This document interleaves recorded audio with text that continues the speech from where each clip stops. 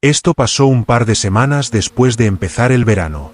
Acababa de graduarme de la escuela secundaria y era mi primer y probablemente último verano sin responsabilidades reales en cuanto a carrera o estudios. Todos saben que el comienzo del verano es la mejor época del año. Así que, es seguro decir que en ese momento estaba viviendo mi mejor vida. En Wyoming, existe esta tradición popular donde los nuevos graduados conducen lejos hacia las mesetas y van a escalar rocas. Bueno, en realidad no estoy segura si es una tradición en algún otro lugar además de mi escuela, pero me gusta pensar que sí lo es. Es una especie de rito de iniciación, celebrando tu libertad haciendo algo que requiere un poco de habilidad y mucho valor. Mis amigos y yo habíamos estado hablando de ello durante semanas, y finalmente decidimos hacerlo realidad. Se sentía como la manera perfecta de empezar lo que esperaba que fuera unas vacaciones de verano inolvidables.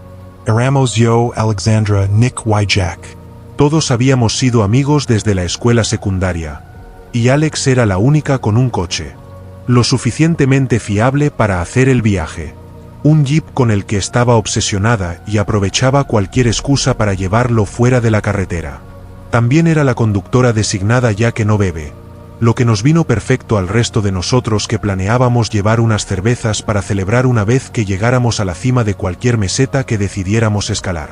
Nuestro plan era visitar primero el mirador de Flaming Gorge, luego conducir por la zona de la meseta para encontrar un buen lugar para escalar. El mirador era increíble, una de esas vistas que te hace recordar por qué te encanta vivir en Wyoming. Después de pasar aproximadamente una hora tomando fotos y simplemente disfrutando, comenzamos a regresar hacia la Ruta 80, tomándonos nuestro tiempo y buscando posibles lugares para escalar. Íbamos conduciendo por la carretera 141 cuando vimos una zona realmente genial al lado de la carretera. Había unas formaciones rocosas enormes que parecían perfectas para escalar. No demasiado técnicas, pero lo suficientemente desafiantes como para que valiera la pena el esfuerzo. Alex se metió en un pequeño aparcamiento de grava y nosotros agarramos nuestro equipo y llenamos nuestras mochilas con bebidas. La meseta que elegimos estaba quizás a unos 15 minutos de escalada hasta la cima. Nada demasiado loco, solo una subida constante por la pared de roca con suficientes agarres para las manos y los pies para que fuera manejable. Tengo un montón de fotos de ese día, principalmente porque Alex insistió en que le tomáramos 1.000.000 de fotos, así que incluiré algunas de ellas. Alex fue primera, ya que era la escaladora más experimentada entre nosotros, seguida por mí, luego Nick, y luego Jack cerrando la marcha.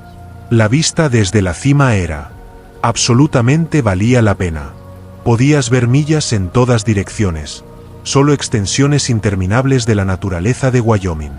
Abrimos nuestras cervezas y estábamos sentados disfrutando el momento, hablando de algunos de nuestros otros amigos de la escuela.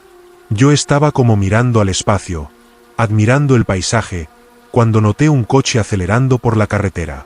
Era una camioneta roja. Para mi sorpresa, después de pasar el coche de Alex, frenó bruscamente en medio de la carretera. Seguí mirando y de hecho, empezó a dar marcha atrás justo ahí en medio de la carretera. Se lo señalé a mis amigos y los cuatro nos quedamos un poco más callados, todos preguntándonos qué hacía la camioneta. Retrocedió hasta que pudo girar hacia el aparcamiento donde habíamos estacionado, lo cual hizo. Todos observamos cómo alguien salía de la camioneta. Desde nuestra distancia, podíamos decir que era un hombre por su altura y complexión, pero no podíamos distinguir muchos detalles. Al principio, pensamos que tal vez solo era otra persona buscando un lugar para escalar o hacer senderismo o simplemente parar a descansar. Pero luego empezó a caminar alrededor del jeep de Alex de una manera que inmediatamente nos pareció incorrecta. Estaba asomándose por las ventanas, probando las manijas de las puertas, y en general, inspeccionando el coche como si planeara entrar a robarlo. Fue entonces cuando Nick gritó, «Hey», desde la cima de la meseta para anunciar nuestra presencia y hacerle saber a ese tipo que el coche no estaba desatendido. Vimos al tipo sobresaltarse un poco y empezar a mirar alrededor, claramente sin saber de dónde había venido la voz. Finalmente, nos vio desde lo alto de la meseta y de hecho, nos saludó. Eso nos hizo pensar que todo había terminado, que probablemente volvería a su camioneta, sabiendo que no podría salirse con la suya.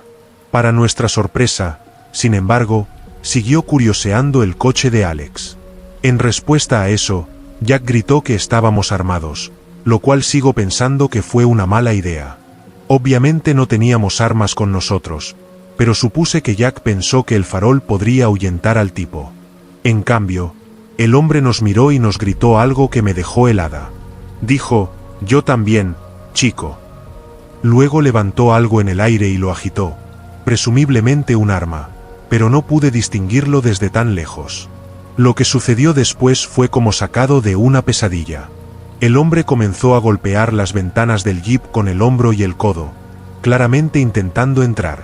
Podíamos oír el impacto incluso desde donde estábamos sentados. Alex estaba furiosa y empezó a gritarle que se alejara del coche. El resto de nosotros nos unimos, gritando y haciendo todo el ruido posible mientras bajábamos la meseta tan rápido como pudimos con seguridad. Nunca en mi vida había bajado algo tan rápido. Para cuando oímos el sonido de cristales rompiéndose, ya habíamos llegado al suelo y estábamos corriendo por el aparcamiento hacia el jeep. El hombre nos vio venir y nos gritó que nos detuviéramos, apuntándonos con lo que ahora podía decir que definitivamente era un arma. No tuvimos más remedio que detenernos y levantar las manos. El hombre nos dijo que tiráramos nuestros teléfonos y carteras al suelo, cosa que hicimos sin dudarlo. Luego nos ordenó que camináramos hacia atrás mientras él recogía nuestras cosas, manteniéndonos siempre apuntados con el arma. Ahora estaba lo suficientemente cerca como para verle bien la cara. Era un hombre blanco mayor, quizás de unos 50 años, con una barba desaliñada y rasgos algo curtidos. Nada particularmente distintivo, lo cual era frustrante porque sabía que sería imposible identificarlo entre un grupo de hombres blancos de aspecto genérico. Después de recoger todas nuestras pertenencias, sacó un cuchillo y pinchó una de las ruedas de Alex. Luego volvió a su camioneta, que noté que no tenía matrículas, y se fue sin decir una palabra más. Alex estaba furiosa, y no la culpo. Yo estaba más que nada asustada por haber sido encañonada, pero si estuviera en su lugar, también estaría furiosa. Este tipo no solo nos había robado y dañado su coche, sino que ni siquiera podíamos llamar a la policía o perseguirlo, ya que nos había quitado los teléfonos y había inutilizado el jeep. Jack y yo cambiamos la rueda lo más rápido posible, pero estoy bastante segura de que todos sabíamos que no habría manera de hacerlo lo suficientemente rápido. Una vez que volvimos a la carretera, Alex condujo tan rápido como pudo en la dirección en que se había ido la camioneta, pero él ya se había ido. Nos rendimos poco después de eso. Nick conocía el camino de regreso a la ciudad de memoria, así que decidimos ir a casa y averiguar qué hacer desde allí. Tan pronto como llegamos a casa de Alex, usamos el teléfono de su madre para llamar a la policía. Les dimos una descripción del hombre y su camioneta, pero sin placas de matrícula ni ninguna otra información de identificación. No había mucho que pudieran hacer excepto estar atentos a alguien que coincidiera con la descripción. Obviamente, nunca volvimos a saber nada de la policía. Y hasta donde sé, el tipo nunca fue atrapado. Arruinó por completo lo que debería haber sido uno de los mejores días de nuestro verano. Y no creo que ninguno de nosotros se sintiera seguro yendo a áreas remotas como esa durante al menos unos meses. Yo definitivamente no. Mi nombre es Sofía. Esto sucedió hace 3 años, cuando tenía 19 años. Mi hermano mayor, Luke, acababa de graduarse de la universidad en California, y los dos estábamos conduciendo a través del país de regreso a casa en Nueva Jersey. Como había estado viviendo allí durante 4 años, había acumulado todo un apartamento de cosas. Muebles, aparatos electrónicos, libros, todo. Y no había forma de que pudiera volar de regreso con todo eso. Pero esa no era la razón principal por la que lo estábamos haciendo. Quiero decir, un viaje por carretera a través del país me apuntaba a eso cualquier día de la semana. Low considerable. Unas vacaciones de verano, incluso mejor. Podríamos haber tomado la ruta directa a través de Nevada y Colorado, pero Luke quería ver más del país que había estado estudiando, y yo nunca había estado en lugares como Zion o el Gran Cañón. Así que decidimos tomar la ruta escénica a lo largo del borde sur. Luke insistió en alquilar un UAU en lugar de simplemente enviar todo o venderlo y empezar de nuevo en casa. Honestamente, creo que también estaba tratando de ahorrar dinero donde pudiera, como un típico recién graduado universitario. El UAU no era enorme, pero era lo suficientemente grande como para que sintiera que estábamos conduciendo un pequeño camión de mudanzas por todo el país. Antes de irnos, tanto nuestros padres como prácticamente todos los foros de viajes que consultamos nos dieron la misma advertencia. Tened cuidado en Nuevo México. No era que todo el estado fuera peligroso, pero había historias de estafas dirigidas a viajeros, así como crímenes en algunos de los pueblos más pequeños, y en general, situaciones sospechosas en las zonas más remotas del desierto. Nuestro padre nos dijo específicamente que no paráramos allí a menos que fuera absolutamente necesario, y si lo hacíamos, que nos ciñéramos a las principales gasolineras y volviéramos a la autopista lo más rápido posible. Luke y yo acordamos que simplemente conduciríamos directamente por Nuevo México sin parar. Llenaríamos el depósito en Arizona, conduciríamos lo más rápido posible y pararíamos de nuevo una vez que llegáramos a Texas. Parecía un plan razonable. La primera parte del viaje fue increíble. Zion era increíble y el Gran Cañón era todo lo que había esperado que fuera. Conducir por Arizona fue realmente hermoso de una manera que no había esperado. Pero en algún lugar del tramo remoto de Nuevo México, nuestro plan se vino abajo. El UAU estaba consumiendo más gasolina de lo que Luke había anticipado, y el indicador bajaba más rápido de lo que habíamos calculado. En retrospectiva, probablemente fue un poco ingenuo suponer que podríamos atravesar todo el estado sin parar. Empezamos a buscar la siguiente gasolinera a lo largo de la carretera, pero según nuestro GPS, todavía estaba a unas 40 millas. El indicador ya estaba por debajo. Un cuarto de tanque, y Luke se estaba poniendo nervioso sobre si llegaríamos. Se detuvo para revisar el mapa, y fue entonces cuando nos dimos cuenta de que realmente no teníamos otra opción. Había un pequeño pueblo a unas 10 millas más adelante que aparecía en el GPS como si tuviera una gasolinera. No era lo ideal, pero era mejor que arriesgarse a quedarse sin gasolina en medio del desierto. El pueblo era diminuto, probablemente no más de unos pocos cientos de personas, si acaso. Tenía esa extraña quietud que tienen algunos pequeños pueblos desérticos, como si todo el mundo estuviera dentro, escondidos del calor, aunque no hacía un calor particularmente fuerte ese día. Había algunos edificios destartalados, una pequeña calle principal y poco más. No vimos a otros viajeros ni coches pasando, lo cual nos pareció extraño ya que todavía estábamos relativamente cerca de una carretera principal. La gasolinera era uno de esos lugares genéricos con unas pocas bombas y una pequeña tienda de conveniencia adjunta. Mientras Luke llenaba el tanque, noté que estábamos recibiendo miradas extrañas de los pocos lugareños que había. Nada agresivo, solo miradas persistentes que me hacían sentir incómoda. Había un tipo apoyado en la tienda de conveniencia fumando un cigarrillo con el que me cruzaba la mirada, y tuve que obligarme físicamente a no mirarlo. Me dije a mí misma que probablemente era solo porque obviamente no éramos de allí y estábamos conduciendo un UAU con matrículas de California, pero no pasó nada. Después de que Luke terminó de repostar, intenté guiarnos de regreso a la carretera. Esa debería haber sido la parte sencilla. Nosotros, literalmente podíamos ver la carretera desde ciertas intersecciones en el pueblo, pero cada camino que tomábamos parecía alejarnos más de ella. Fue lo más extraño. Conducíamos hacia donde sabíamos que estaba la carretera y el camino se curvaba, o terminaba en un callejón sin salida, o simplemente nos llevaba en la dirección completamente equivocada. Era como si todo el pueblo estuviera literalmente diseñado para incomodarnos, por ridículo que suene. Y antes de que preguntes por qué no estábamos usando el GPS. Bueno, si lo estábamos, o al menos lo intentábamos, pero no ayudaba. Claro que Google no había actualizado esa ubicación en años porque el mapa nos seguía llevando a carreteras que ya no existían o que eran completamente inaccesibles. Y además de todo eso, la señal era prácticamente inexistente allí.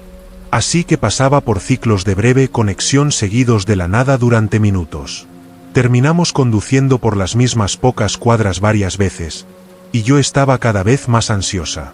Luke intentaba mantener la calma, pero yo podía decir que él también estaba frustrado. Empezó a sentirse cada vez más antinatural, como si hubiera algo poco acogedor en ese lugar del que se suponía que debíamos habernos mantenido alejados. No puedo describirlo, pero esa sensación de literalmente ver la autopista, pero nunca poder alcanzarla, era simplemente tan extraña y profundamente inquietante. Después de otros 20 minutos de conducir en círculos, Luke decidió volver a la gasolinera y simplemente pedir direcciones a la antigua usanza. Le rogué que no lo hiciera, pero él prácticamente me gritó, diciendo que estábamos literalmente atrapados en el único lugar del que nos habían dicho que nos mantuviéramos alejados. Pude darme cuenta de que estaba bastante asustado en ese momento, así que simplemente me callé. Después de regresar a la gasolinera, entró mientras yo esperaba en la furgoneta. Cuando salió, tenía una expresión de preocupación en su rostro. Se subió y dijo que el tipo que trabajaba allí le había dado indicaciones, pero que parecían innecesariamente complicadas.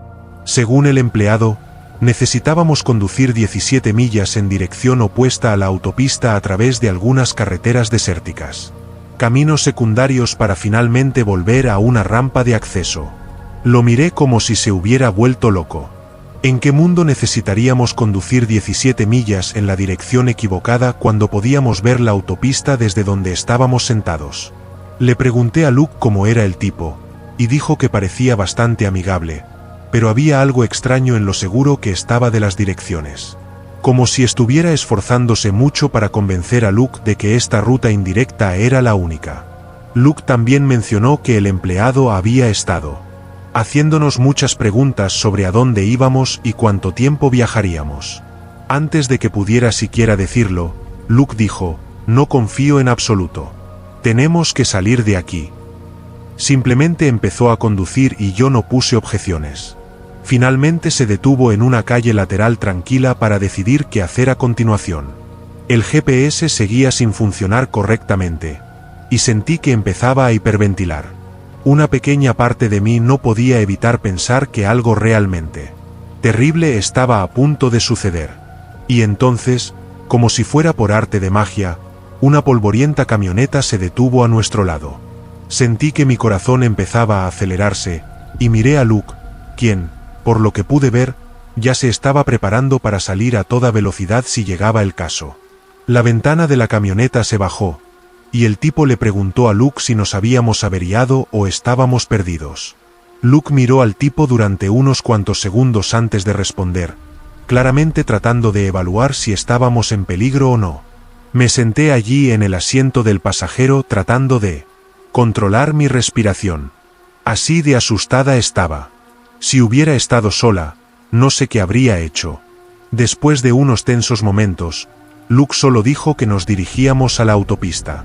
También describió la ruta que planeábamos tomar para llegar allí, que me di cuenta de que eran las indicaciones que nos había dado el empleado de la gasolinera.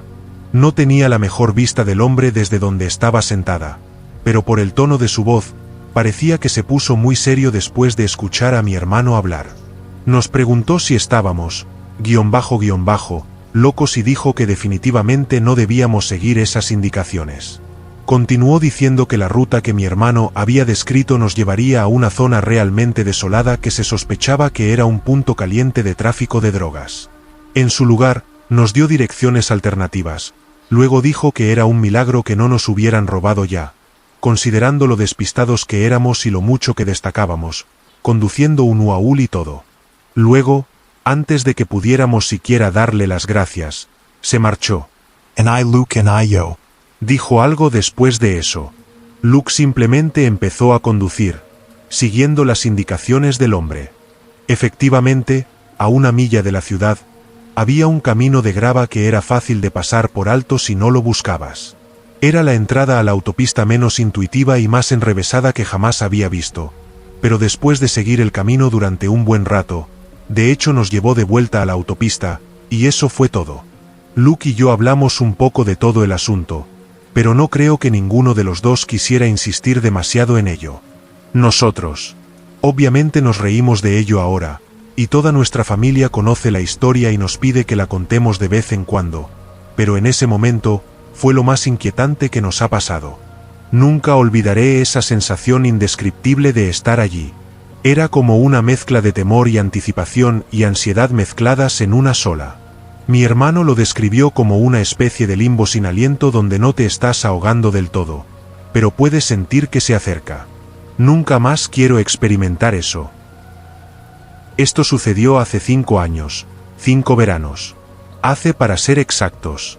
Mi novia en ese momento, llamémosla PS, acababa de graduarse de la universidad conmigo habiendo yo graduado un año antes. Ya no estamos juntos, pero no hay rencor entre nosotros, y no me arrepiento en absoluto de nuestra relación, aunque finalmente se vino abajo. Ella era mestiza, mitad croata y mitad brasileña. Y los dos siempre habíamos hablado de hacer un viaje por Europa juntos después de terminar la universidad. Y si hay algo que debes saber sobre PS, es que si se proponía algo, no se detendría ante nada para conseguirlo. Lámelo la sangre latina. Esa es la broma que siempre hacía. Así era ella. Así que, tan pronto como se graduó, los dos empezamos a planear las vacaciones de verano con las que siempre habíamos fantaseado. Sin embargo, había un problema evidente. Ambos estábamos terriblemente arruinados, así que tendríamos que hacerlo a bajo coste. El itinerario que finalmente decidimos era bastante ambicioso para 2 personas con un presupuesto ajustado. Pasaríamos una. Hablaban de lugares con reseñas de 1 estrella y fotos que parecían tomadas con un teléfono de tapa, pero no nos importaba. Estábamos simplemente contentos de ir. Zagreb y Dravnik eran increíbles, incluso con nuestro presupuesto ajustado. Las ciudades estaban llenas de turistas, lo que facilitaba mezclarse y encontrar comida barata y actividades gratuitas. Pero Rijeka era diferente. Es una ciudad portuaria en la costa norte, y aunque técnicamente está en el agua, no es exactamente lo que llamarías un destino de playa. Más importante aún, no. Definitivamente no era un lugar turístico popular. Caminando por ahí, PS y yo éramos claramente de los únicos extranjeros en toda la ciudad. Esa debería haber sido nuestra primera señal de alerta, pero honestamente, nos encantó. PS habla un croata decente, no fluido, pero lo suficiente para arreglárselas, y yo iba aprendiendo algo a medida que avanzábamos. Pasamos nuestro primer día simplemente paseando, hablando con los lugareños, absorbiendo la auténtica experiencia croata que no podíamos obtener en las ciudades turísticas. Piaz es una de esas personas que puede entablar una conversación con cualquiera, y yo soy bastante hablador. Así que nos lo estábamos pasando genial charlando con los tenderos y gente al azar por la calle. Todos parecían bastante amables, aunque noté que nos estaban mirando fijamente. No las miradas curiosas habituales que esperarías que recibieran los turistas. Estas se sentían diferentes, como más intensas, pero a PS no parecía molestarle, así que pensé que solo estaba siendo paranoico. En nuestro segundo día, decidimos aventurarnos un poco más lejos del centro de la ciudad para encontrar un lugar auténtico para almorzar. PS había oído hablar de esta pequeña zona de restaurantes por alguien de nuestro Airbnb. Nada elegante, solo un centro local que supuestamente tenía restaurantes de mariscos increíbles. Estaba a unos 15 minutos a pie del centro, a través de algunas calles residenciales que se sentían cada vez más tranquilas a medida que nos alejábamos de la zona principal. El restaurante en sí era bastante anodino, solo un pequeño edificio con un puñado de mesas dentro y un menú sencillo escrito a mano pegado en la ventana. Pero en el momento en que entramos, supe que PS tenía razón. Sobre la comida. El olor era increíble, y se notaba que todo era fresco y casero. Nos sentamos en una mesa cerca de la ventana y pedimos demasiada comida. Pescado a la parrilla, algún tipo de pasta de marisco, pan y una botella de vino local que costaba unos 3 euros. Recuerdo haber pensado que habíamos encontrado una mina de oro en este lugar. La comida era absolutamente fantástica, mejor que cualquier cosa que hubiéramos probado en los restaurantes turísticos, y no nos estaba costando prácticamente nada. En un momento dado, noté que, mientras habíamos estado comiendo, un grupo de 5 hombres había entrado y se había sentado a solo 2 mesas de nosotros. Parecían rudos, el tipo de hombres que cruzarías la calle para evitar en cualquier país. Pero estaban sentados comiendo, sin prestarnos atención, por lo que pude ver. De hecho, me sorprendió un poco no haberlos notado antes. Supuse que había estado demasiado distraído por lo buena que estaba la comida o demasiado absorto en la conversación que estaba teniendo con mi novia. No le di mucha importancia. Y volví a comer. Pero recuerdo que me molestaba lo alto que hablaban. Estábamos a mitad de nuestra comida, charlando y disfrutando, cuando PS de repente se quedó callada. Estaba mirando más allá de mí, hacia la parte trasera del restaurante, hacia esos tipos, y pude notar que algo había cambiado en su expresión. Antes de que pudiera preguntarle qué pasaba, se inclinó sobre la mesa y dijo muy suavemente que teníamos que irnos ahora mismo. Le susurré de vuelta, preguntándole de qué hablaba, pero ella ya estaba buscando su bolso. Dijo que lo decía en serio, y había algo en su voz que me dijo que más valía que la escuchara. Todavía no entendía lo que estaba pasando, pero ella no es de las que se asustan por nada. Habla el idioma. Conocía la cultura mejor que yo. Si decía que teníamos que salir de allí, probablemente había una buena razón. Saqué un puñado de billetes de cuna y los tiré sobre la mesa, mucho más de lo que costaba nuestra comida, y la seguí. Hacia la puerta. Todo el tiempo esperaba que me explicara, pero ella simplemente siguió caminando más rápido, prácticamente arrastrándome del brazo. No fue hasta que salimos que finalmente le exigí saber qué estaba pasando. Ella miró hacia el restaurante y dijo que había oído a esos hombres hablar. Estaban discutiendo qué nos iban a hacer a nosotros, a ella específicamente. Su voz temblaba un poco, lo que me asustó más que nada. Dijo que los oyó decir que nos separarían primero. Y algún tipo llamado Lucas sabría qué hacer, quien quiera que fuera. Dijo otras cosas que no quiero repetir, pero el mensaje era cristalino. Necesitábamos volver a la parte principal de la ciudad lo antes posible. Le dije que podrían estar bromeando, pero ella negó con la cabeza y dijo que no estaban hablando de cosas que querían hacer, sino de cosas que iban a hacer. Me dijo que tuvo la impresión de que lo que estaban discutiendo era algo rutinario en lugar de fantasía. Le creí. Fue entonces cuando cometí el error de mirar hacia el restaurante. Los 5 hombres estaban afuera ahora y definitivamente nos estaban mirando, sin siquiera intentar disimularlo. En el momento en que me vieron mirándolos, empezaron a caminar en nuestra dirección. Le tomé la mano y le dije que nos estaban siguiendo. Sin decir otra palabra, los dos empezamos a correr. No a trotar, no a caminar rápido, sino a correr a toda velocidad de regreso al centro de la ciudad. El problema era que estábamos mucho más lejos del centro de lo que había imaginado, y las calles entre nosotros y la seguridad estaban, en su mayoría, bloques residenciales vacíos. Pude escuchar pasos detrás de nosotros, y cuando miré hacia atrás, los 5 hombres nos estaban persiguiendo ahora. Ni siquiera pretendían nada. Nos estaban persiguiendo directamente por las calles. Fue francamente aterrador. PS estaba en mejor forma que yo, pero de alguna manera logré seguir el ritmo, probablemente debido a la adrenalina.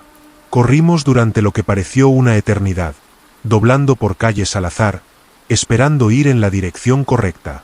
Finalmente, después de quizás 10 minutos de la corrida más intensa de mi vida, empezamos a ver a otras personas en las aceras y a escuchar el tráfico.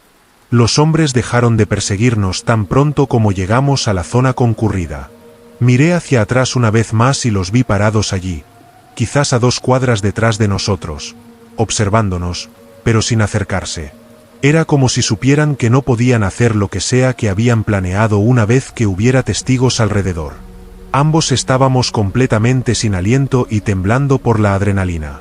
Ella estaba llorando un poco, aunque intentaba. Para esconderlo. Nunca la había visto tan asustada antes, y eso hizo que todo se sintiera aún más real.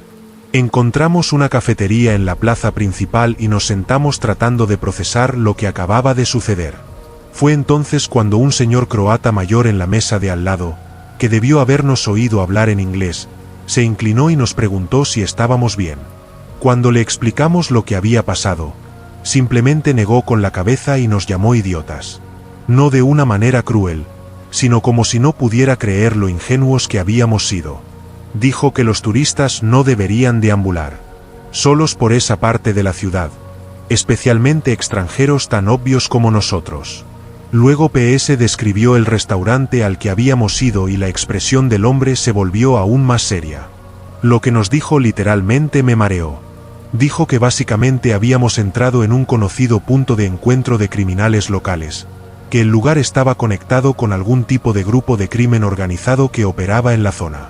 Parecía genuinamente preocupado por nosotros, como si hubiéramos evitado por poco algo realmente malo.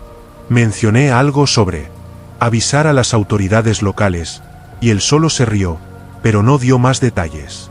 Luego pagó su café y se fue rápidamente de la cafetería. PS y yo no nos demoramos mucho más. Nos levantamos después de recuperar el aliento y nos dirigimos directamente a nuestro Airbnb. El resto de nuestro viaje fue básicamente arruinado. Estábamos demasiado asustados para salir de nuestra habitación, excepto para buscar comida en lugares justo en el centro de la ciudad. Pasamos nuestro último día sentados dentro viendo la televisión en mi portátil y contando las horas hasta nuestro vuelo. Mirando hacia atrás, estoy increíblemente agradecido de que PS tuviera la presencia de ánimo para sacarnos de allí cuando lo hizo. Si no hubiera entendido lo que decían esos hombres, o si hubiera dudado un poco, no sé qué nos habría pasado. Es una de esas experiencias que te hacen darte cuenta de lo rápido que un día normal puede convertirse en algo genuinamente peligroso, especialmente cuando estás en un lugar desconocido donde no entiendes completamente la dinámica local. Honestamente, todavía me siento bastante estúpido por ser tan despreocupado. En un país extranjero. Sé que esa es una de las cosas más peligrosas que puedes hacer, especialmente si no te pareces en nada a un lugareño. No hablamos mucho del incidente después de que llegamos a casa, pero sé que nos afectó a los dos. PS siempre había sido intrépida para viajar y explorar nuevos lugares, pero creo que ese día en Rijeka cambió algo para ella porque ciertamente lo hizo para mí.